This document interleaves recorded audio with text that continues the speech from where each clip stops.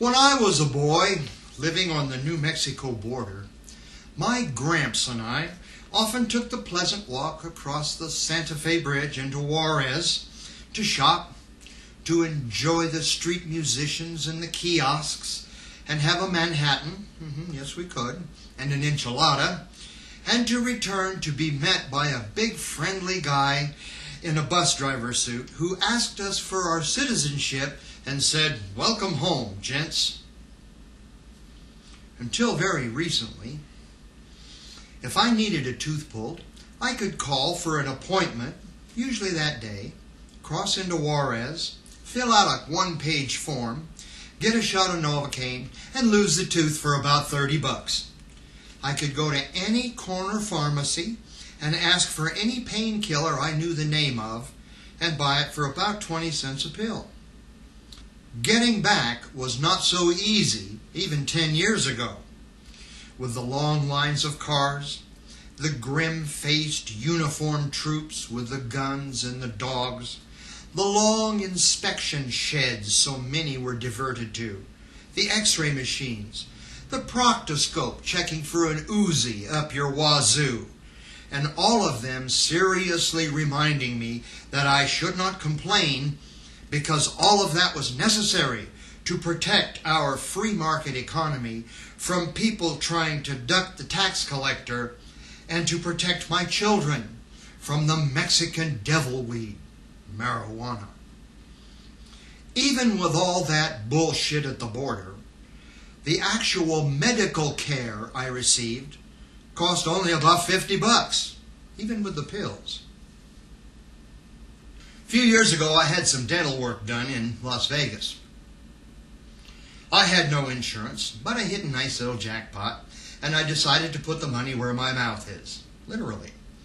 Now, to have a tooth pulled there, I paid a $55 office visit, a $100 admittance fee to fill out 6 pages of my personal, financial, and medical information, $150 for x-rays, $40 extra for laughing gas, $400 to pull the tooth, and I was given a prescription to go to a pharmacist and pay $50 more for a handful of aspirins doped with a little artificial opiate and some broad-range antibiotics.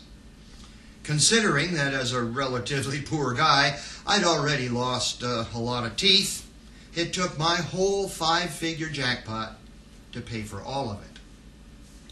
The dentist, an Asian and an expert in cosmetic work, commuted weekly from his home in Los Angeles in his private plane. Now, I don't regret that all of my jackpot went into my nice Hollywood smile, and I treasure what's left of my teeth. Even so, I am today bothered by the knowledge that simple medical and dental procedures could obviously be provided very inexpensively, and someone paid a working wage to deliver them.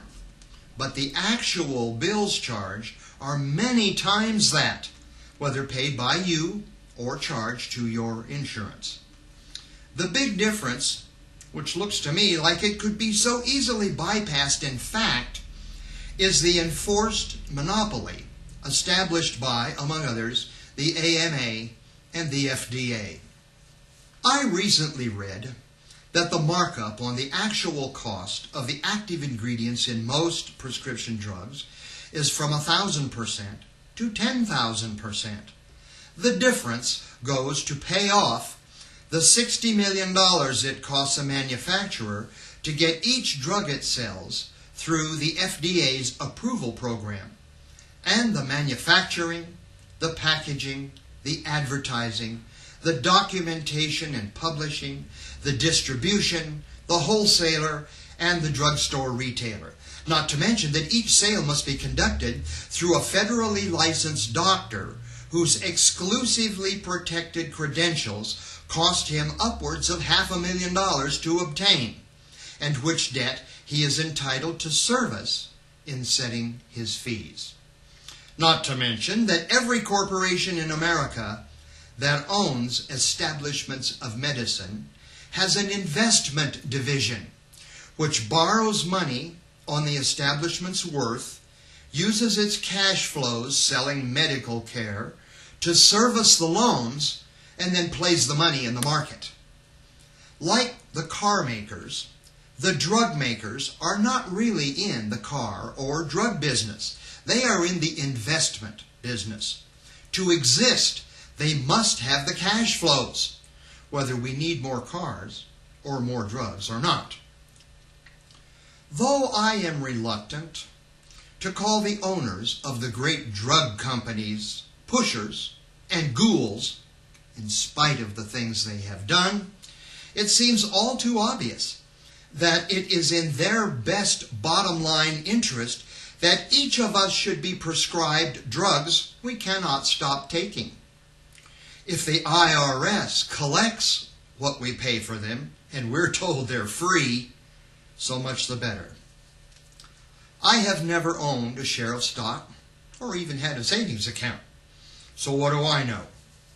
Yet it seems to me, though the actual medical care that most of us would like to have access to could be very simply and very inexpensively provided, it is abundantly clear that to provide lifetime full care service to even just our veterans and senators by paying the charges of the medical industry, the drug industry, and the insurance industry as they now exist, there is not enough money in the whole world.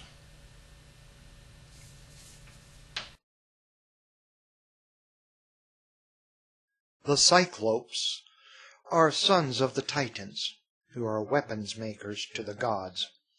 Having singleness of vision, they lack perspective. They command large parts of the American government and society, and they wear the cassock of its major religions. Workers at the forge and keepers of sheep, they dine on human flesh.